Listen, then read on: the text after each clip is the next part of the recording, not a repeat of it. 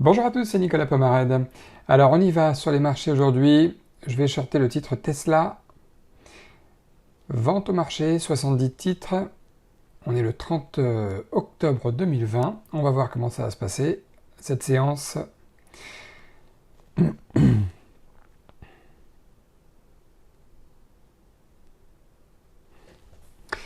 On va attendre un petit peu de voir comment ça se passe. Je viens de shorter 70 titres parce que je pense mettre un stop si jamais je me fais stopper. Au-dessus des 406,50, 406, 406, 60 dollars au niveau du titre Tesla. Donc je surveille de près.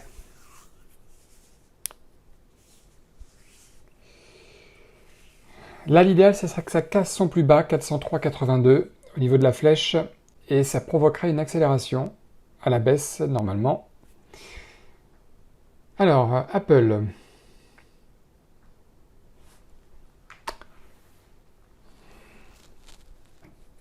Alors, je short le titre. Je short le titre Apple, j'espère aussi que ça va casser les plus bas sur Apple, le niveau des 110,85, ce qui provoquerait une accélération également.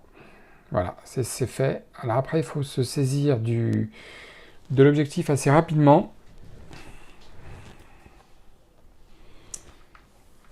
Tesla, on retourne voir.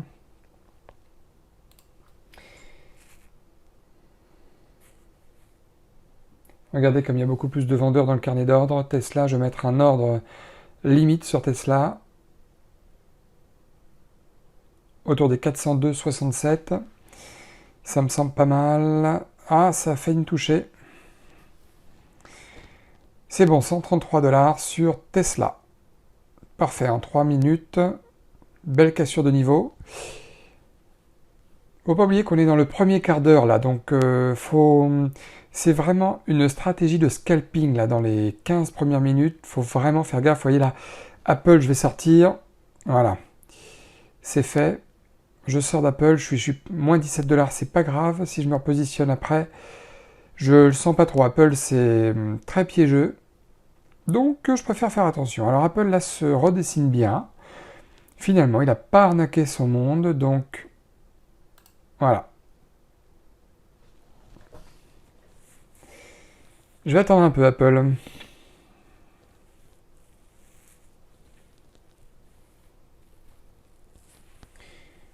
Apple, faut qu'il casse les 110,80. Ça serait très bien à la baisse.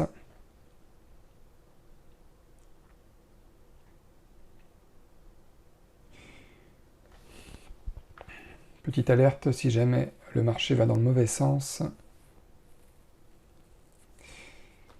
Allez. Allez, casse son plus bas. Ah voilà, il n'y a plus d'acheteurs. Eh ouais. Il n'y a que des vendeurs. Ah, les acheteurs reviennent. Attention. Attention, attention. L'alerte est déclenchée. Bon, il faut que je short, mais il n'a pas envie de donner de coup d'une franche impulsion Apple. Les gens adorent acheter Apple. Donc quand ils baissent un peu Apple, ils en profitent pour racheter. Donc c'est difficile de prendre un mouvement supérieur quand on est short avec Apple. Ah, là c'est trop tard. Je ne peux pas prendre de bénéfices maintenant. Il faut attendre un petit peu. C'est difficile. Dans le premier quart d'heure en plus, là où il y a tous les échanges qui se passent. Mais là, vous voyez, ce qui me rassure, là, c'est que les indices se retournent à la baisse. Le Nasdaq est en bas, le S&P 500 est en haut. Donc, on va attendre un petit peu. Voilà, 2 minutes après, Apple, ça y est, là, il commence à casser gentiment. Il n'y a plus d'acheteurs. Là, je vais bientôt prendre des bénéfices, sinon, je vais, je vais les regretter, je pense. Voilà, c'est fait. Voilà, 98 dollars sur ce deuxième trade. Donc, un peu plus de 80 dollars de gain sur Apple à la finale. Alors, Twitter, il y a beaucoup de titres aujourd'hui. Twitter, je vais le vendre en cassure de ce support. Voilà, 150 titres sur Twitter. Twitter, il a déjà quasiment fait, là on est 17 minutes après l'ouverture, il a déjà quasiment fait son volume habituel, et oui, parce qu'il a chuté de près de 17% Twitter aujourd'hui, c'est incroyable.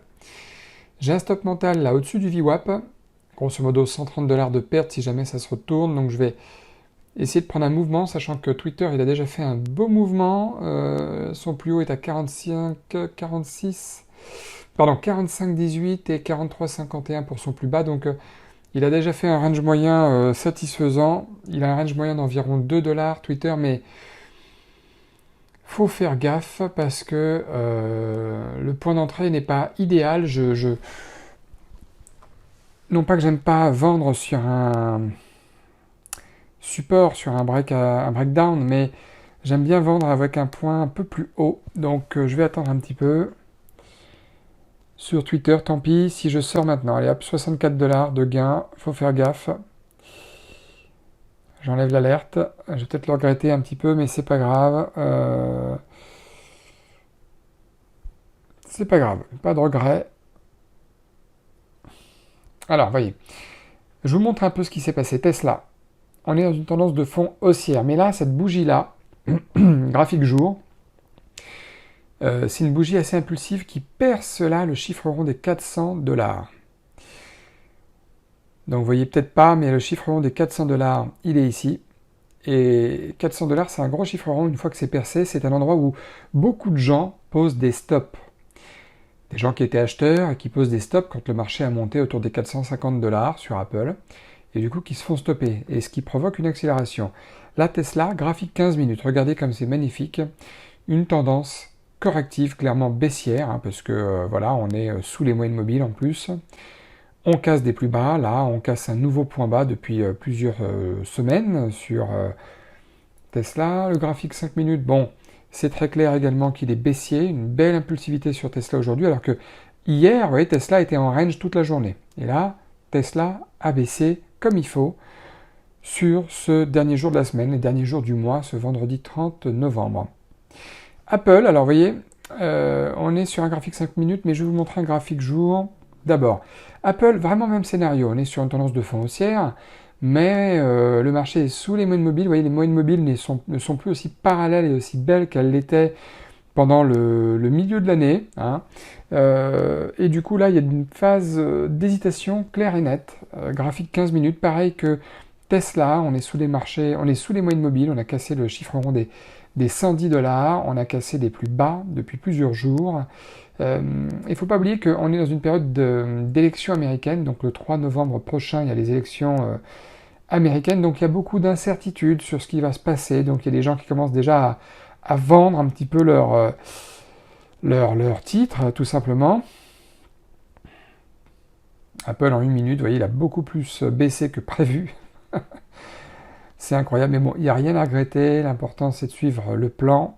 Il faut savoir aussi que quand on trade dans les 15 premières minutes, on ne peut pas toujours se permettre d'avoir un risk-reward de 1 pour 2, 1 pour 3. Regardez Tesla, c'est pareil. Il a fait 2,5 fois plus que ce que j'ai prévu, parce que j'avais une stratégie de scalping là, dans les 15 premières minutes.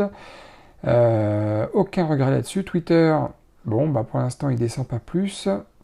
Twitter, vous voyez, graphique jour, tendance clairement haussière, mais là, marché très correctif aujourd'hui, et regardez bien, il est 15h54, enfin 14h54, et on a déjà atteint les volumes qu'il fait d'habitude dans une journée.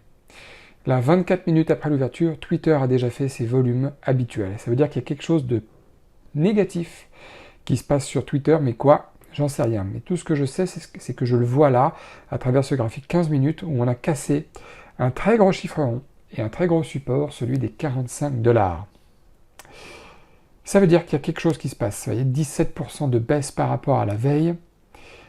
Énorme volume, il y a quelque chose de négatif qui se passe sur Twitter, mais pas besoin de savoir quoi, juste besoin de savoir lire le graphique en se disant, mais comment vont réagir les autres? À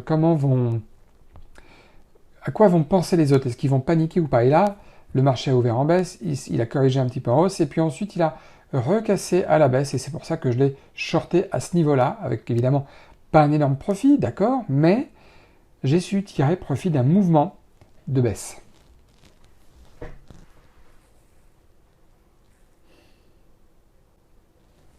Alors, les résultats du jour. Plus de vert que de rouge, c'est très bien. Tesla, on a gagné. Apple, on a un peu perdu. On s'est rattrapé ensuite. Sur Apple, Twitter, on a gagné. Et il est 14h50, oui, 20 minutes après l'ouverture. La journée, elle est finie. 14h50. Ouais, parce que cette semaine, on était en changement d'heure. Et donc, résultat des courses sur le bilan de la journée, 277 dollars de gain. Toujours sur le même compte réel, donc ça c'est très très bien. 277 dollars de gain, c'est quelque chose qu'on peut faire depuis chez soi. Quelque chose que vous pouvez faire vous aussi, c'est tout à fait possible ça, de réaliser cette performance-là. Bon, moi je vous dis à très bientôt. Ciao.